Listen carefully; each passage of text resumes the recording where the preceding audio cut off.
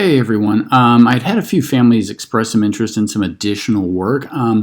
Now what I can do is I've gone to this worksheet site, WorksheetWorks.com, again, and I will have that linked. And this is the website that I got a lot of the worksheets that I would send for homework, in-class work, and whatnot. And as you can see, there is a lot of different types of activities. So I'm going to kind of just walk you through a few of them.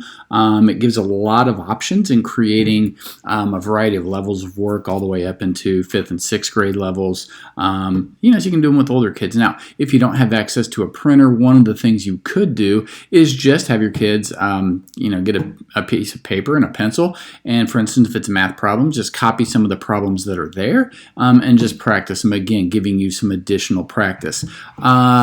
Just kind of starting off, basic math facts is a really nice one. You can choose between addition, subtraction. Some of the kids were even doing some multiplication. So for instance, if we're choosing addition, we click on it. We were doing addition facts to 20, so you're going to want to probably go with that. Now the neat thing is it even gives you what number you want to add. So if we were working on only adding +1, I would literally click on that. For what we're doing, we want to click on all. I usually make the font a little bit bigger, so we're going to click that. And then we're going to come down here and hit collect the worksheet. Now if you wanted, you could even change the orientation, just have them all going sideways like a number sentence, or even vertically. We'll kind of keep both just to take a look at it. So we click that button. You have to scroll up a little bit to where we then download the PDF, and it's right there for you. The great thing is this website also has answer keys for every single worksheet that you do. When you want to download it, you would click the download, or if you wanted to print it. Again, the kids could simply just look at the worksheet that's there, mentally come up with answers, or even write them down. If it's facts, they could just do it mentally. We were expecting them to be able to do 40 in a minute. 40 in 3 minutes. So you could change the font size to get that many if you wanted to. Now, if I want to go back, click the back arrow. So that is the facts, again, with addition, subtraction. Again, some of the kids doing multiplication. I'll go back a little bit. So we had like multi-digit operations was a great one if we want to practice those skills, getting into even triple-digit addition and subtraction. We could click on that. Here's regrouping. We want to do sometimes. That way it kind of keeps them on their toes. I don't worry about the vertical lines. And again, for something like this with a lot of work being needed to show, we want to go the biggest font as possible. Then we click to download that PDF, and there you have it. So again, about 15 triple-digit problems is pretty substantial. Clicking that away. So again, we can do a variety of different types of problems, and the kids can kind of look those up. We didn't get into the ones at the bottom too much, but again, if it's something they want to do to kind of play with, that is totally up to them. Word problems is another great one. We did a lot of the multi-step ones. It really makes them think about what they are doing. Now, one thing you can do, let's say you want to mix it up a little bit. If you click on the addition ones, you can actually scroll down and you have a mix of addition and subtraction. And I would suggest if you're doing some, go to that again. It just makes them think a little bit more rather than getting into the pattern of they're all addition or they're all subtraction. It really makes them think. But those two-step ones, the multi-step ones, are great ones. Again, you could do some basic multiplication if you wanted to. Some of the kids even did some basic division. You want to keep those numbers low if you were really doing that one, though. So that's the word problems. Let's see, the time ones were great. So we could do reading the time. We need to change this. We're doing well past just the hour, and I would go down to the 5-hour mark. This is really just what the clock looks like. I want to set up just a very simple clock. And again, clicking that download button, and there it just gives us some simple time problems. The great thing here is you could even do some different ones, computing with 1 clock or 2, so to get into some elapsed time.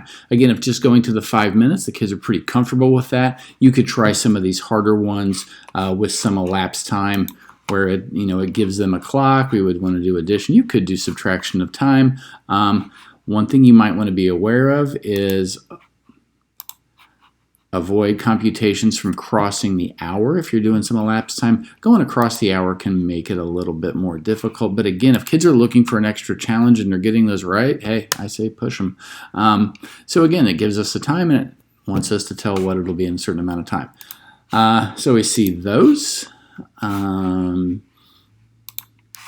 So again, the money ones are great.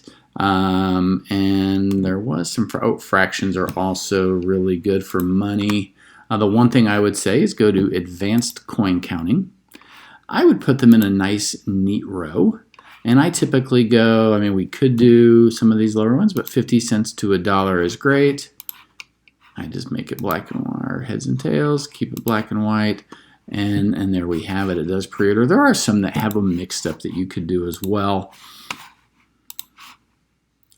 For the English ones, let's see, the nouns, the pronouns, the verbs, those are all really good ones you can get into. Even like, so if we're doing nouns, I would just, again, keep it simple, like just identifying the nouns.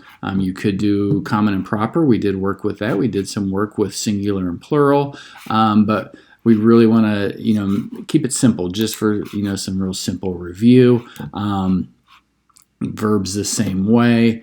The sentences, this is where I got like identifying the types of sentences. Again, just for a fun review. The one thing I would say, they have it on the more difficult. I think I did a homework on where I forgot to change that once. So keep it, make sure we're just going the real simple with statements, questions, commands, and exclamatory sentences. They had a few in the reading area. I'm looking for it, can't find it. In the reading, there was a few little prompts that the kids could do. Some of them have locks though, so I don't have access to all of those, and I did not actually pay for an account on this. But they give you quite a bit of free stuff. Another fun thing the kids like is the puzzles. So this is where when you'd see me do the Sudoku puzzles, again, just something that really makes them think. I do 4 per page just because save some paper.